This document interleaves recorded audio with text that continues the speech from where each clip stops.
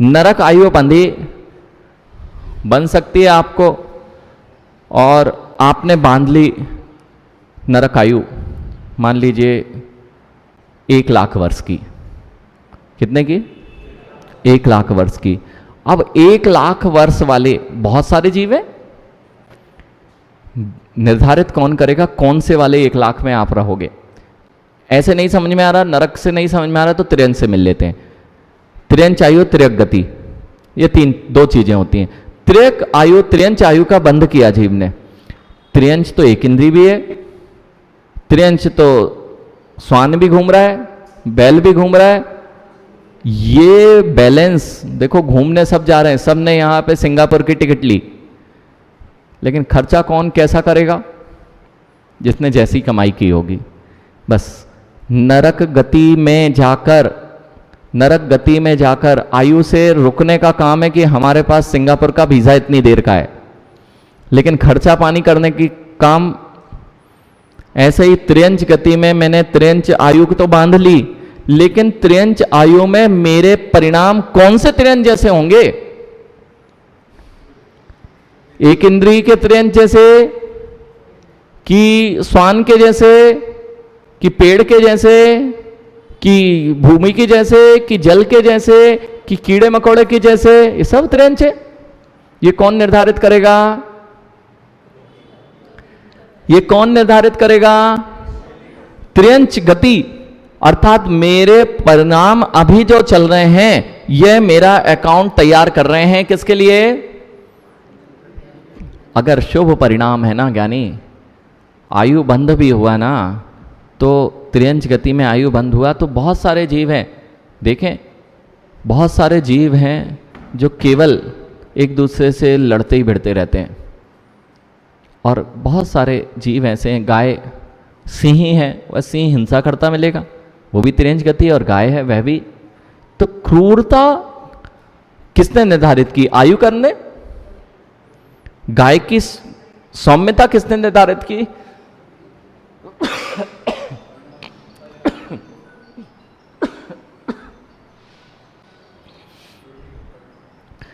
गाय की सौम्यता का निर्धारण कौन करेगा? वो भी त्रियंच है, और दोनों की आयु समान है। त्रियंच आयु मिली 20 वर्ष की गाय को और 20 वर्ष की सिंह को। अब ये निर्धारित कौन कर रहा है कि मैं पूरा जीवन सिंह के परिणामों से युक्त निकालूंगा कि गाय के परिणामों से युक्त निकालूंगा? जय कुमार जी, इसका निर्धारण कौन करता है? औदायिक परिणाम है गति। गति नाम कर्म की वजह से तद जन मेरे को वह परिणाम आएगा जिस आयु का मैं बंधक हूं। आप सोचें कि नरक गति का अनुभव मैं यहां ले लूं, तो नरक गति के जो परिणाम होते हैं वे यहां नहीं आ सकते, क्योंकि वह कर्म अभी उदय में आता ही नहीं है। वह क्षेत्र विशेष पर कर्म उदय होते हैं। जब आयु नरक आयु का उदय होगा, तभी वह आपकी नरक गति का अमाउंट जो आपने सुरक्षित कर रखा है, वह निर्धारित करेगा कि आप कैसा जीवन वहां व्यतीत करेंगे। इसलिए प्रति समय जो हमारे साथ कर्म बंध की प्रक्रिया चल रही है, लोग कहते हैं क्यों ये गड़बड़ क्यों हो जाती है कि हमने तो जीवन पर्यंत बहुत अच्छा किया, और एक समय आएगा उसमें हम निर्धारित कर लेंगे कि कौन सी गति में कौन सी आयु मिलेगी। गड़बड़ नहीं है, सब अच्छा बैलेंस चल रहा है। आपके जैसा मैथमेटिक्स अगर लगाएं तो अपने लिए सब कुछ अच्छा अच्छा, और दूसरे के लिए कहें कि हाँ इसको ऐसे ही होना चाहिए। हमारे साथ में अगर कुछ हो रहा है तो हमारा ऐसा नहीं होना चाहिए और दूसरा कर रहा है, ऐसा मैथमेटिक्स कर्म सिद्धांत का नहीं चलता है। कर्म सिद्धांत तो ये कह रहा है आपने जैसे जैसे परिणाम कर रहे हो प्रति क्षण, उस समय भी आपकी नरक गति का बंध चल रहा है। अब इन सारी बैलेंस शीट को बराबर तो करना ही पड़ेगा, करना पड़ेगा कि नहीं? तो कब जाके होगा, कब जाके करेंगे? जब नरक आयु बंध जाएगी। इसलिए प्रति समय के परिणाम नहीं पता और हम किए जा रहे हैं, तो कहीं त्रियंच का भी हमने बहुत सारा कर्म को बांध के रखा है, तो मनुष्य के भी बांध के रखे हैं, तो नरक के भी और देव के भी। अब जहां जहां जाएंगे वहां वहां उस तरह की करेंसी का प्रयोग करेंगे। सिंगापुर की करेंसी सिंगापुर में चलेगी, नेपाल जाएंगे, यूएस जाएंगे, तो सबकी करेंसी अलग अलग है। ये गति जो है वो ऐसे ही कुछ काम कर रही है। आपकी मनुष्य गति का काम यूएस में नहीं चलेगा, क्योंकि मनुष्य का रुपया, भारत का रुपया यूएस में नहीं चलता। समझ में आ रहा है? गति और आयु में अंतर समझ में आ रहा है? आयु का काम इतना है, बेड़ी की तरह। अब त्रियंच गति में बेड़ी बांध रखी है उसने, त्रियंच गति में तुम्हें छोड़ने नहीं देगा जब तक तुमने वो किया। आयु है आपकी, तो कौन से वाले में त्रियंच बनना पसंद करोगे, ये निर्धारित तो तुम्हारा पूरा जीवन काल करेगा। आप कैसे प्रवृत्ति कर रहे हैं ये निर्धारण किससे चल रहा है? गति से चल रहा है। कौन सा वाला नारकी बनोगे आप लोग तैयार है ना? देख लिया करो कौन सा वाला नारकी बिल्कुल स्पष्ट है। नहीं छोड़ोगे मिथ्यात्व, तो अनेक बार जा चुके हैं। नहीं छोड़ोगे असंयम भाव, यहाँ लिखा हुआ है, मैं कुछ भी नहीं बोलता हूँ अपने मन से, कुछ भी नहीं। यहाँ लिखा असंयम भावों में जीने वाला जीव किस समय आयु बंद आएगा और जीव कहाँ आयु को प्राप्त करेगा, कितनी बार किया है।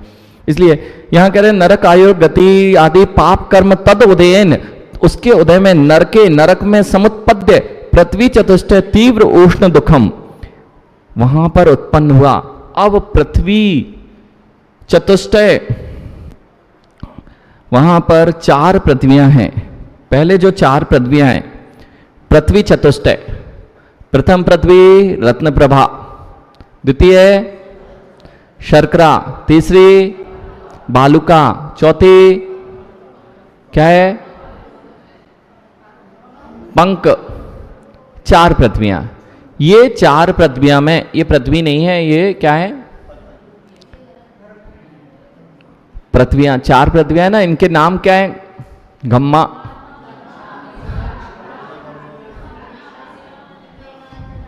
ठीक है। अब यहां पे मूल, यहां पे विषय पकड़ते हैं। पृथ्वी चतुष्टय, 4 पृथ्वियों में जिन जिन को अपने तन को ढकने के लिए जीवों के पिंड ओढ़ना पड़ते हैं, गर्मी चाहिए, गर्मी चाहिए, ये सब वहाँ पे हीटर मिलेंगे आपको, हीटर मिलेंगे, बिल्कुल बड़ा गर्म होना रहना चाहिए। तो कह रहे हैं पृथ्वी चतुष्टय से उत्पन्न ये 4 पृथ्वियों में तीव्र उष्णता है। तीव्र उष्ण दुखम, तीव्र उष्णता से उत्पन्न दुख करो हाहाकार, संक्लेश परिणाम। बहुत गर्मी है, बहुत गर्मी है, और जीवों को नहीं देखो, और कितने जीव अपने एसी के उसमें, कितने सारे जीव वहाँ पर हमारे कारण से, वह हमारे कारण से बैठे हुए हैं, और एसी चल रहा है, बाहर पंखा चल रहा है, उसकी गर्म हवाएं फेंक रही हैं, कितने जीवों पर वह गर्म हवा जा रही है। अब उस गर्मी का बैलेंस कौन चुकाएगा? जैसे जितनी देर एसी चलता है बिल आता कि नहीं? कैलाश जी, जितनी देर एसी चलेगा बिजली घर से वह बिल आएगा कि नहीं? तुम भूल जाओ चला के तो बिल आएगा कि नहीं? हम भूल गए कि वहाँ जीवों का वध हो रहा है, बिल आएगा कि नहीं? ऐसे ही जब नरकों में उसका उदय होता है, कर्म कैसे बनते हैं, अनंत काल कैसे चलता जा रहा है मेरे साथ, कैसे अनंत कर्म एक साथ क्यों बनते हैं, मुझे पता ही नहीं, मैं क्या कर लेता हूं। अब वो बिल आता है और लाखों का आ गया किसी दिन शांतिलाल जी, तो रोता है जीव, हमने चलाया ही नहीं। अरे तुमने देखा कहाँ था, लगातार तो चला रहे थे, तब भोगते समय कहाँ याद आ रहा था। ऐसे ही जब ये तीव्र उष्ण दुख आते हैं मेरे सामने, इसमें अब देखें ऐसा नरक हरक कुछ नहीं होता, ऐसी भावना अंदर में बैठी हुई है, ठोस ठोस बैठी हुई है, इसलिए डर नहीं लगता। और मैं आपको नरक की बात ही नहीं कर रहा हूं, मैंने तो अभी आपसे बात की वर्तमान की, बिल आएगा कि नहीं। तो हम जिसका भूल चुके हैं, कनेक्शन तो ले रखा है, कनेक्शन ले रखा है तो बिल तो आना ही आना है। ऐसे ही भले ही हमें नहीं पता कि कर्म आ रहे हैं नहीं आ रहे हैं, लेकिन मीटर तो घूम रहा है। अब तुम चाहे घूमने जाओ कहीं, कहीं कुछ भी रहो, वो मीटर तो हमेशा तुम्हारे साथ में लगा हुआ है। क्या होगा उसका फल, ये यहां पर हम देख रहे हैं। पंचाम्याम पुनः उपरतम त्रिभागे, पंचम जो नरक है उसके ऊपरी 3 भागों में, ऊपरी तीन पटलों में तीव्र उष्ण दुख। 3 भाग कैसे हैं? 3 पटल तीव्र उष्ण है। मधो भागे तीव्र शीत दुख, अधो भागे तीव्र शीत दुखम। और जो नीचे के पटल हैं उनमें 5वें में क्या है? शीत। नीचे के पटल शीत, ऊपर के पटल उष्ण। फिर षष्ठी सप्तम्यो अति शीत उत्पन्न दुखम अनुभवंती। ऊपर 4 साढ़े चार में क्या है? उष्णता ही उष्णता। और नीचे के 2.5 में क्या है? शीत ही शीत। अब उष्णता आपको कष्ट देती है कि ठंड? दोनों देती है, तो दोनों की तैयारी अच्छी चल रही है। हाँ, उष्णता जो है, उष्णता से ज्यादा वेदना शीत की होती है। शीत बहुत वेदना देता है, और जब तीव्र शीत होता है उसमें हाथ पैर झुलस जाते हैं। अग्नि से ही हाथ पैर नहीं झुलसते, ठंड से भी हाथ पैर झुलसते हैं। जब अग्नि लगती है पत्तों के पास में जोशी जी, तब वे काले पड़ जाते हैं। लेकिन काले पड़ जाते हैं तभी नहीं पड़ते, जब ठंड पड़ती है और पाला पड़ता है तब भी काली पत्ती पड़ जाती है, झुलस जाते हैं, झुलस। ऐसे ही जब शीत की वेदना होती है ना, तो आदमी झुलस जाता है, वहां नहीं मिलता कुछ भी ओढ़ने के लिए। भंगुर, क्षण भंगुरपना। एक मुझे याद है कलकत्ता का एक कोई शो था, उसमें नाइट्रोजन गैस ठंडी होती है, लिक्विड नाइट्रोजन गैस -192, बहुत छोटा सा टेम्परेचर है, बहुत गर्म टेम्परेचर है। हाँ, नरकों की अपेक्षा मैं बात कर रहा हूँ, बहुत गर्मी है। 192 -192 बहुत गर्मी है। जब वहां पे देखा पत्ता था, पत्ता बहुत मुलायम होता है, वो पत्ते को लिया, उस पत्ते को जैसे ही लिक्विड नाइट्रोजन में डुबोया, वह ऐसे क्रिस्टल जैसा, धूल जैसा झर गया। क्यों? जैसे आपके हाथ कठोर हो जाए ना, मुड़ना बंद हो जाते हैं। जब बहुत ठंड हो जाए तो आप मोड़ भी नहीं पाते, और ज़्यादा हो जाए तो इसको ऐसा गिराएंगे ना, ऐसा मारेंगे तो ये पूरे के पूरे कोशिकाएं, ये सब क्षण भंगुर होके एक एक कण अलग अलग होके गिर जाएगा। ऐसी वेदना के मध्य वह नारकी जीव प्रति क्षण अपने आप को जीते हैं, जो नीचे वाले नरकों में जाते हैं। क्यों? कहाँ देखा था क्रूरता में किसी को? सबको कोई फर्क ही नहीं पड़ता था। जो क्रूर हैं वे, अभी तो वह क्रूरता भी नहीं दिखाई दे रही है, पंचम काल है, क्योंकि छठे की क्रूरता दिखाई नहीं दे रही है। और मार भी ना पाए तो भावों में करने से भी वहां जाया जाता है, आर्द्रौद्र परिणाम। और गर्मी के दुख हैं और ठंडों के दुख हैं। तो ठंडों में मैं ये बता रहा था आपको कि वो पत्ता डाला तो वो कैसे क्षण भंगुर, मतलब भंगुर की तरह रेत हो जाता है, कठोर हो जाए ना कोई चीज। देखो, आपने कभी देखा हो तो कोई चीज आपने आलू को बहुत ठंडे में रख दिया तो वो ऐसे कठोर सा हो जाता है, और बहुत ज़्यादा ठंडा कर दिया ना, वो भी कोई चीज़ ऐसी बिल्कुल क्षण भंगुर द्रव्य की तरह वह टूट जाएगी। ये होता है क्या? ठंड की वेदना। ऐसी वेदना जहाँ पर उष्णता की वेदना इतनी अधिक है कि कभी भट्टी के पास गए, भट्टी के पास कितनी देर खड़े हो पाते हैं?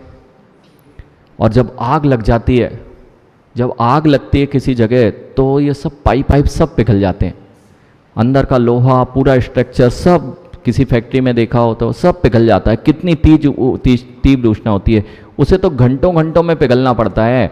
नरकों में तो माँ, सुमेरु के समान पर्वत का यदि लोह पिंड गिराया जाए तो पृथ्वी में नीचे आने के पूर्व ही वह पिघल जाया करता है। इतनी ठंडक रहती है मात्र, इतनी ठंडक। ऐसा स्थान यह वेदना का है, नरकों की वेदना का है। कोई बात नहीं, ऐसा तो बहुत बार किया है अपन ने। हाँ, अनेक बार जा चुके हैं, फिर भी कहाँ कुछ संभल पाए। अभी भी चले जाएंगे फिर से, कोई बात नहीं। जब तक भाव नहीं आएंगे बहुत मुश्किल है इन भावों को सजो पाना, और बहुत मुश्किल है इन पंच परावर्तन से बच पाना। इसलिए कहते हैं अपूर्व करण परिणाम। समझ में आ रहा है अब? जब तक वो नहीं होंगे ना, तब तक यहां से बचा नहीं जा सकता। पंच परावर्तन से बचना है तो अपूर्व करण परिणाम आवश्यक हैं, नहीं तो यह चक्र, अर्थात सीधी सी बात, आप अपूर्व करण नहीं जानते। सम्यक दर्शन के परिणाम, वे विशुद्ध परिणाम जो मैंने अनंत काल में आज तक नहीं किए हैं, उन परिणामों को कहा जाता है। सम्यक दर्शन प्रकट करने के पहले 3 करण परिणामों में दूसरा अपूर्व करण परिणाम होता है विशुद्धि की वह धारा। अंतरंग में बनी क्या कभी? गदगद हृदय, कहाँ आ गया मैं देवशास्त्र गुरु की शरण में। ऐसे परिणाम जब अंतरंग की हिलोरें मारते हैं तब कहीं निर्णय होता है। ऊपरी ऊपरी ज्ञान से कुछ नहीं होगा। मात्र सम्यक दर्शन की वह विशुद्धि ज्ञानी, वह विशुद्धि जो आपके अनंत भवों को क्षय कर देगी, मात्र सम्यक दर्शन मात्र से। तथैव छेदन भेदन नक्र कवच नक्र कच विदारण यंत्र पीड़न शूलारोहण आदि तीव्र दुखम सहनते। शूली पर चढ़ने वाले, देखो और क्या दुख होते हैं, तो कह रहे हैं इसी प्रकार छेदना, छेदन कर दिया, एक दूसरे को भेद दिया, करौत दिया।